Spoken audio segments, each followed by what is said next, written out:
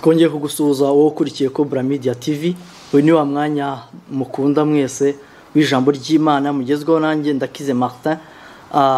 Nkuko musanzwe mubimenyereye, iri jambo ry'Imana ribageraho buri ku cyumweru. Mbasha gukomeza gushimira abantu bose bajya bumva ijambo ry'Imana bagasangiza bagenzi babo. Kandi dusaba nawe mwene data ushobora kuba wenda utarakora subscribe, utaranasharinga, twagusaba kugira ngo ujye ukora kubw'umurimo w'Imana, ujye udufasha kugira ngo bene data nabo bumve ijambo ry'Imana.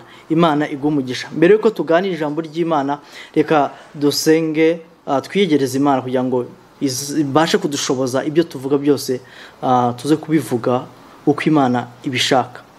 Uwera wa Isiraheli, Imana ikomeye, tugushimiye ko udukunda, tugushimiye ko utubonera uburyo iteka kugira ngo tuvuge ijambo ryawe Mwami Yesu Kristo. Aka kanya ndakwiyegereje kugira ngo udushoboze Mwami, utuvugiremo ibyo tuza kuvuga ntaba ari twe, ahubwo byose tubivuge ku bw'icyubahiro cya Mwami. Reka ijambo rituruka mu kanwa kacu rivuye kuri wowe rigira icyo rihindura kuri mwene data, abashe guhindurwa nawe. Ijambo ryawe Mwami rimugireho imbaraga, ribashe kumuhindura, abashe kuba uwo wishimira Mwami Yesu Kristo. Umukureho Mwami Yesu Kristo ikintu cyose kimutandukanya nawe, kugira ngo Mwami Yesu Kristo ubashe kugira icyo ukora, uhindura ubuzima bwiwe Mwami Yesu Kristo. Dusenze twizeye Mwami Yesu, tugusaba kugira ngo ubashe kudufasha muri byose, mu izina rya Yesu Kristo, amen. Ndakwiyegereje kandi mwene data, uyu munsi turaje kuganira ijambo ry'Imana. Ijambo ry'Imana ni ryiza, ijambo ry'Imana rishobora kuguhindura, ijambo ry'Imana waryumvishije ukarishyiraho umutima rishobora kugira icyo rikora ku buzima bwawe. Uyu munsi turaganira kuri iri jambo. Uyu munsi turaganira ku ijambo rivuga ngo tegura aho uzajya nyuma y'ubu buzima. Iryo ni ryo jambo ry'Imana tugiye kuganira uyu munsi. Ntabwo ari ibyo dukwiye guhisha cyangwa se ngo tubitinye, kuko twabishaka tutabishaka twaje mu isi ntacyo dutanze, kandi tuzanayivamo igihe Imana izabishakira. Ariko ijambo ry'Imana nje kukubwira uno munsi, ndakubwira ngo utegure aho uzaba. Nkwifuriza kuba aheza, rero uhategura ikiriho, kuko kwitegura tuzabikora tukiri hano ku isi. Ubuzima tuzaba hano ku isi bufitanye isano n'ubwo tuzabamo nyuma y'ubu buzima. Rero ndakwiyegereje mwene data, ndagusaba kugira ngo ubane nanjye mu mwanya wose tugiye kuganira ijambo ry'Imana. Wowe ufite Bibiliya, twakomeza dusoma ijambo ry'Imana. Reka dutangire twihuse dusome ijambo ry'Imana tubona muri Luka ibice 16 ku murongo wa 19 turagera ku murongo wa 31. Hano hari inkuru nziza, nizera neza ko iza kukunezeza mwene data. Reka dusome tudatinze kubwo impamvu z'igihe. Ijambo ry'Imana rivuga ngo hariho umutunzi wambaraga imyenda y'imihengeri n'iy'ibitare byiza iminsi yose agahora adamaraye. Kandi hariho n'umukene witwaga Lazaro wahoraga aryamye ku muryango w'uwo mukire, umubiri we wuzuyeho ibisebe, imbwa nazo zarazaga zikamurigata mu bisebe. Kandi yifuzaga guhazwa n'ubuvungukira buva ku meza y'umutunzi. Bukeye umukene arapfa, abamarayika bamujyana mu gituza cya Aburahamu, n'umutunzi nawe arapfa, arahambwa. Ageze ikuzimu arababazwa cyane, yubuye amaso areba Aburahamu ari kure na Lazaro ari mu gituza cye. Arataka ati, Aburahamu sogokuru, mbabarira, wohereze Lazaro akoze isonga y'urutoki rwe mutuzi antonyangirizeho ku rurimi, kuko mbabazwa n'uyu muriro. Aburahamu aramubwira ati, mwana wanjye, ibuka yuko wahawe ibyiza byawe ukiriho.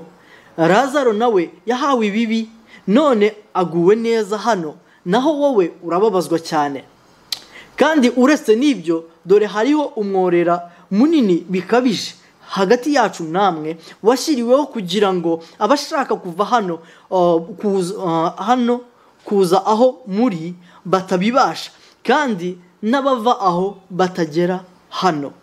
Haleluya. Nawe ati, ndakwinginze sogokuru ngo nibura umwohereze kwa data, kuko mfite bene data 5, ababurire ngo nabo batazaza aha hantu ho kubabarizwa cyane.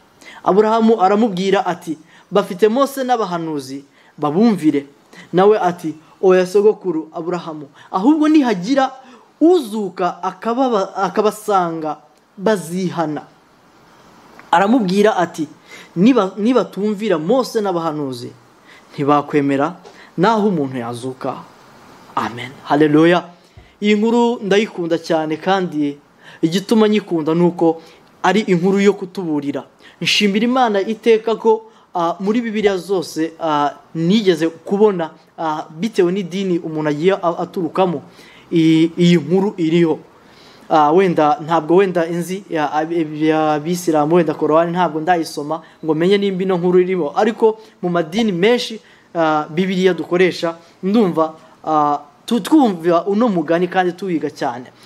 Uyu mugani ushaka kutubwira bene data, uyu munsi naje kukuburira wowe kiriho, ni wowe igenewe, ni wowe iri jambo rigenewe, kubera ko urasabwa kubwirwa.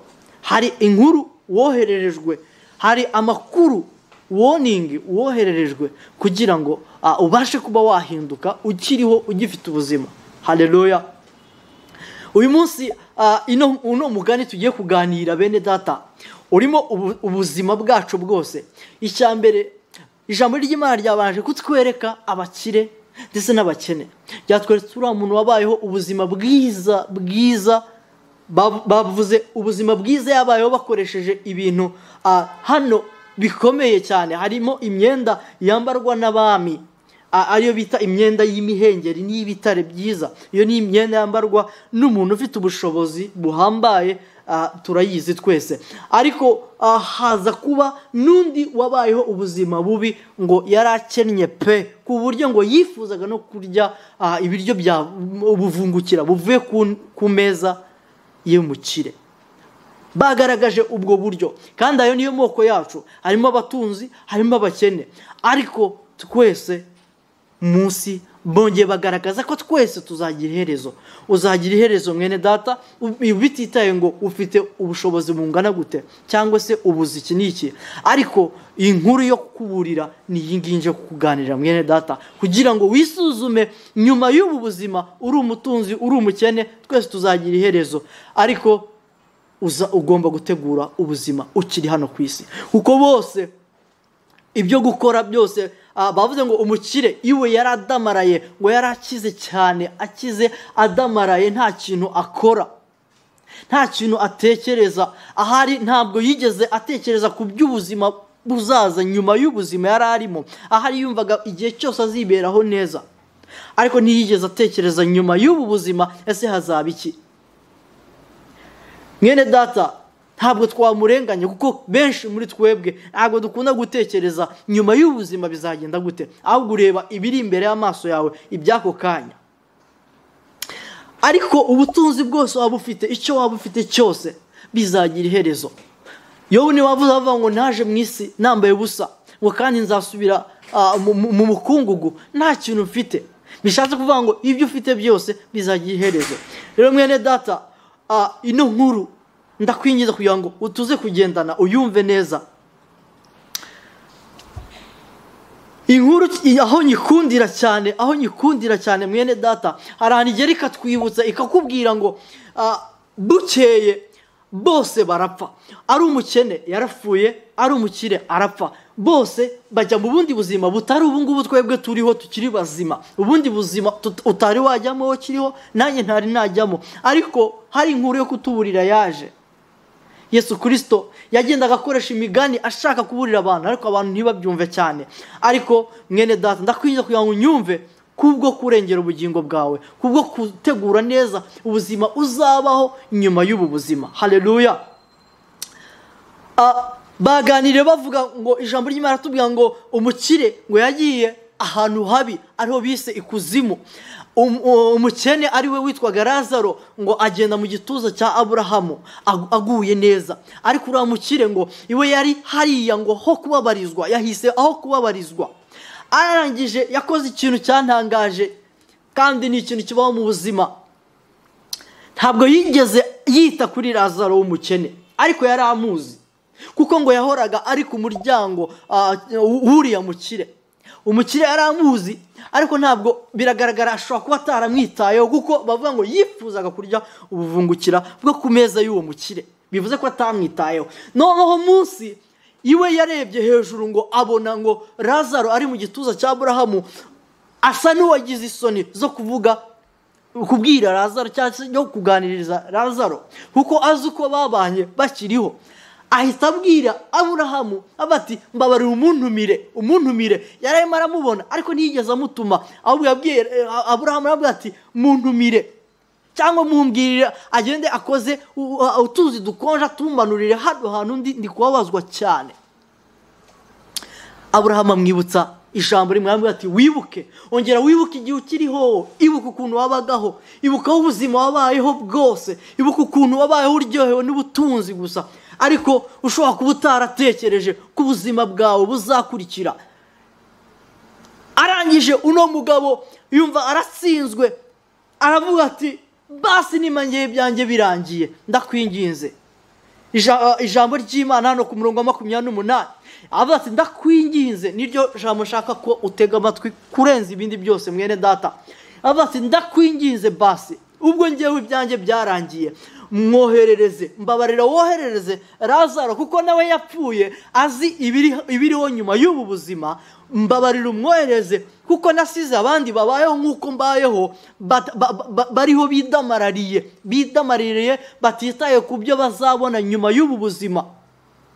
Mbabarira umwoherereze ajye kubwira bene data bakiriho bagihumeka umwuka w'abazima, harimo wowe, harimo njyewe, twebwe tugihumeka umwuka w'abazima, kugira ngo birinde batazaza ahantu ho kubabarizwa nk'uko yababajwe, nk'uko yari ahantu hababaje habi atakwifuriza umuntu wese kuba.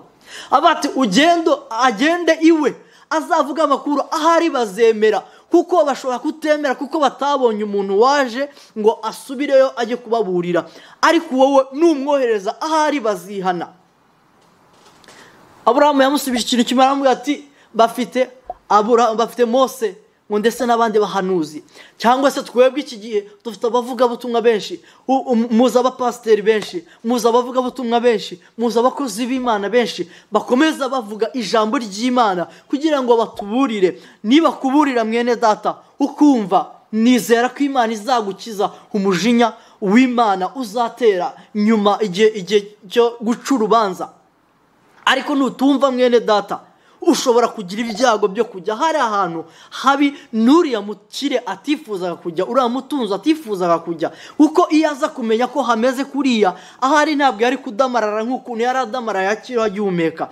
Ariko nimba chance ye yararangiye, uracyafite chance kuko wumvishije ino video, kuko uhawe ino video kugira ngo utegure aho uzaba nyuma y'ubu buzima. Haleluya.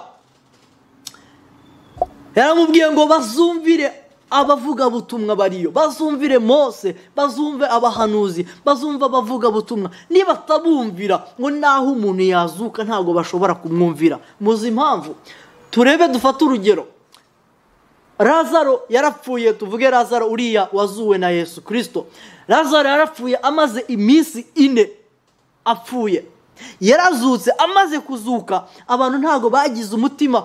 Hari abantu bizeye kubera igitangaza Yesu yarakoze, ariko kandi hari abantu bagize igitekerezo cyo kumwica, hari abantu bagize igitekerezo cyo kwica Lazaro ndetse no kwica Yesu Kristo, babahora ko abantu batangiye kwemera Yesu Kristo. Bishatse kuvuga ngo mwene data, naho umuntu yazuka, nimba utemera ko nyuma y'ubuzima hari ubundi buzima, uzaba mu buzima bwiza nyuma y'ubuzima bitewe n'uko wabayeho muri ino si, kandi uzaba mu buzima bubi nabwo bitewe n'ukuntu wabayeho muri ino si. Niyo mpamvu je kubwira uno munsi ngo utegura aho uzajya nyuma y'ubu buzima. Dukunda kumva amakuru, turareba ku WhatsApp, ukareba ku makuru asanzwe, ukumva ngo runaka yitabye Imana, bikagutungura, biragutungura kuko ntabyo twari twiteguye. Ariko ntabwo kintu twahindura, hazabaho ubuzima nyuma y'ubu ngubu bumeze ukundi sinari nabubona, ntiwari wabona, ariko turasabwa kubutegura tukiriho tugihumeka umwuka w'abazima. ntabwo ukeneye ko umuntu azazuka ngo akubwire ko ukuzimu kubaho, ntabwo ukeneye ko umuntu azazuka ngo akubwire ko ijuru ririho. Ijambo ry'Imana rirabivuga kandi niko biri mwene data. Sinakwifuriza ko wazicuza uvuga ngo bigeze kubivuga narabyumvaga, ahubwo nakwifuriza ko wakumva ukihana ugifite umwuka ugihumeka. Haleluya. Bene data, hari amakuru mabi yaje, hari ikintu kibi cyateye muri no si turimo bene data. Ijambo ry'Imana ridusaba muri Matayo, dusome muri Matayo gatoya igice cya 6 ku mirongo 36, abango ahubwo mubanze mushaka ubwami bw'Imana no gukiranuka kwayo, nibwo ibindi byose muzabyongererwa. Ariko navuze ngo hari ikintu kibi cyateye. Impamvu mbivuze gutyo, Satani yahinduye uno murongo mu bitekerezo byacu no mu buzima bwacu. Ni nkaho yahinduye avuga ngo mubanze mushake ibyo kongererwa, ubwami bw'ijuru muzabushaka nyuma, muracyafite time. Muri busy, turaba busy dushaka amafaranga, turaba busy dushaka kuba abatunzi, dushaka amazina akomeye, ushaka kugira ngo bakuzamure salute. Ariko ibyo ngibyo nibyo kongererwa, ibyo nibyo bikwiye kuza bwa nyuma. Icyo ushaka cya mbere mwene data, iki nicyo ukeneye mwene data. Wowe gihumeka ni iki cyonyine ukenewe. Ukeneye guhindura iby'Imana akaba ari byo ushira imbere, ukabanza ugashaka ubwami bw'Imana, ukabushaka, ugashaka ubuzima buzagufasha kubaho neza n'igihe nyuma y'ubu buzima. Kuko nutitwara neza muri iki gihe n'igihe gikurikira, ntabwo nizeye ko uzabaho neza. Ariko Yesu Kristo yasize avuga ngo mushake ubwami bw'Imana. Ibyo kwambara, ibyo kurya, ibi byose dutekereza biduhangayikisha, bitari ibyo gushaka ubwami bw'Imana. Ibyo bize ku mwanya wa kabiri. Sinkubujije gukora akazi mwene data, sinkubujije gutera imbere. Tera imbere nibyo nibyo kandi ndanabikwifurije. Ariko mbere y'ibindi byose shaka ubwami bw'Imana, nibwo ibindi byose bizaza ari inyongera. Imana yo mu ijuru igushoboze. Abantu ntabwo bagitekereza, basiga babona ubuzima bwabo ari ubw'igihe kirekire cyane. Ariko mwene data, umubiri wambaye ntukagushuke. Umubiri nubusa uzabora. Wirinde gutegekwa n'umubiri. Umubiri urakubeshya ko ukomeye, uri umuntu ubasha. Wakwitwa izina runaka ukumva urakomeye, nta muntu uhwanye nawe. Bakubwira ngo uri mwiza ukumva ni wowe ku isi. Ariko umubiri nubusa uzabora. Yobo yarabivuze ku murongo wa 8, igice cya 8 ku murongo w'9, avuga ngo twebwe turabejo, erega turabejo gusa, ngo ntacyo tuzi, kuko iminsi tumara mu isi ari igicucu gusa. Dufite iminsi mikeya ku isi, ntabwo nzigiye nzagendera. Ntuzigiye uzagendera uzahamagarwa mwene data. Ariko igihe uriho, nakwinginze tegura aho uzaba nyuma y'ubuzima, ugihumeka, ugifite umwuka w'abazima. Imana yo mu ijuru igushoboze mwene data. Haleluya. Satani ye kudushuka kugira ngo dushake ubutunzi, dushake ibintu byose bizashira. Ijambo ry'Imana avuga ngo nta kintu na kimwe kizaruta ubugingo bwawe. Ese n'icyo wagura ubugingo bwawe? Mwene data, urasabwa gutegura aho uzaba nyuma y'ubu buzima. Haleluya. Mwene data, nashaka kubwira ngo iherezo rya byose riri bugufi. Iherezo rya byose riri bugufi, ubere maso ubugingo bwawe. Ibyo ngibyo ubimenye kandi ubishyire ku mutima mu gihe ukiriho ugihumeka umwuka w'abazima. Petero wa mbere igice cya 4 ku murongo wa 7 ko yavuze, aba ngo iherezo rya byose riri bugufi. Nuko mugira umwete, mwirinde ibisindisha, mubone uko mugira umwete wo gusenga. Iherezo rya byose riri hafi. Ntabwo uzi igihe cyawe, ntabwo uzi igihe uzahamagarirwa. Ariko urasabwa kugira ubwenge. Muri ino si turimo idushuka, umubiri twambaye utubeshya, Satani udushukashuka. Wirinde ibigusindisha, wirinde ibirangaza byo ku isi byatuma ubura ijuru. Ubyirinde byatuma uzaba mu buzima butari bwiza. Irinde ibyo byose bigushuka biri hano ku isi. Haleluya. Kugira ngo numara kwirinda bizaguheshe kugira umwete uwo gusenga, uwo kwegera Imana mu buryo bwo gushaka ubwami bw'Imana no gukiranuka kwayo. Haleluya. Abagalatiya igice cya 6 ku murongo wa 8 yaravuze ngo ubibira umubiri we muri uwo mubiri azasaruramo kubora, ariko ubibira umwuka muri uwo mwuka azasaruramo ubugingo buhoraho. Mwene data, ndagira ngo nsoze, ariko nongera nkwibutse iri jambo. Ubuzima urimo bufitanye relation cyangwa se bufitanye isano n'ubuzima uzaba. Ntiwibwire ko nimba uri mu byaha ufite ubugingo buhoraho. Ushobora kuzabaho nabi, hari ahantu ho kubabarizwa, aho uriya mutunzi yagiye. Reka kudamarara, ahubwo ushaka ubwami bw'Imana no gukiranuka kwayo, kugira ngo ibyo byose uri gushaka aka kanya, ubutunzi ushaka n'izina ushaka, bizaza ari ibya nyuma. Titre ushaka zizaza ari iza nyuma, ariko mbere na mbere ubwami bw'Imana ari bwo ushaka. Mwene data, ndabigusabye, Imana yo mu ijuru igushoboze. Uriya mugabo yaravuze ngo, uriya mutunzi yaravuze ngo ugende umbwirire abavandimwe bakiriho ku isi, ufite guhinduka ugihumeka umwuka w'abazima. Ntukibwire ko uzihana cyangwa uzahinduka waramaze kubona ingororano, cyangwa se waramaze kubona resulta, cyangwa se umusaruro, ari umwiza ari umubi, nyuma yuko uvuye mu buzima. Igihe ukiri ugihumeka umwuka w'abazima, ndakubwiye, ahari ni wowe batumye, ahari ni wowe bahaye uru rwandiko bavuga ngo ubwire abavandimwe banjye, aba bose bankurikiye, aba bose banyumvishije, kugira ngo utegure aho uzajya nyuma y'ubu buzima. Ntabwo uzi umunsi. Turamanuka mu mihanda tugenda ukumva ngo umuntu baramugonze, waryama nijoro ukabyuka utagihumeka umwuka w'abazima. Ariko tegura, ese niwicura igihe uzabona utakiri muri ubuzima, ese uzaba hehe? Ndakwifuriza kuba heza mwene data, nanjye ndabyifuriza.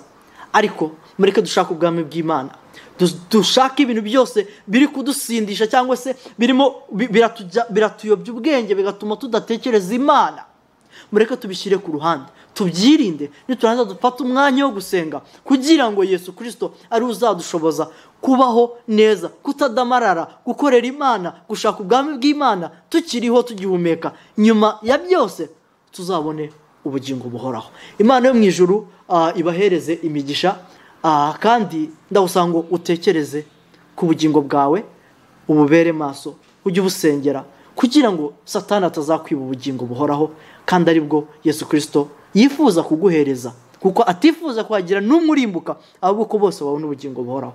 Ubu nibwo butumwa nari nkuzane mwene data, ngusaba nimba nawe wifuriza umuntu wese kubona ubugingo buhoraho, ukimara kubona ino video, ndakwingiza kugira ngo usharinge bene data, kugira ngo nabo bumve ahari haba harimo umwe muri ba bavandimwe bohererejwe uru rwandiko, kugira ngo bihane batazaba ahantu ho kubabarizwa. Imana iguhe umugisha. Amen. Yesu Kristo, turagushimiye ko uri Imana, tugushimiye ko utwifuriza kuzaba mu buzima bwiza nyuma y'ubu buzima. Ndakwingiza kugira ngo dushoboze, uturinde ibintu byose byadusindisha, byatuma ubwenge bwacu budatekereza ijuru, budatekereza Imana, budakorera Imana, budashaka ubwami bw'ijuru. Mwami Yesu Kristo, ndagusaba kugira ngo turinde mwami idea cyangwa se ibitekerezo Satani ari gushira muri twebwe byo gushaka iby'inyongera, twataye inyuma ubwami bw'Imana. Ndagusaba ngo dushoboze, kandi dushoboze kugera ku muzuko mwami Yesu Kristo, tuzasarure ubugingo buhoraho mwami Yesu Kristo. Ndagusaba ngo ushoboreze mwene data kubibira mu mwuka, kugira ngo azabone ubugingo buhoraho, ye kubibira umubiri wiwe, kuko uzabora, azapfa umubiri uveho, ariko Yesu Kristo ubugingo urashaka ubumuhereza. Ndagusaba ngo urinde umwuka n'ubugingo bwacu mwami Yesu Kristo. Urakoze kutwumvishije data, byose reka bibe kubw'icyubahiro cyawe mwami, mu izina rya Yesu Kristo dusenze twizeye. Amen. Imana iguhe umugisha mwene data.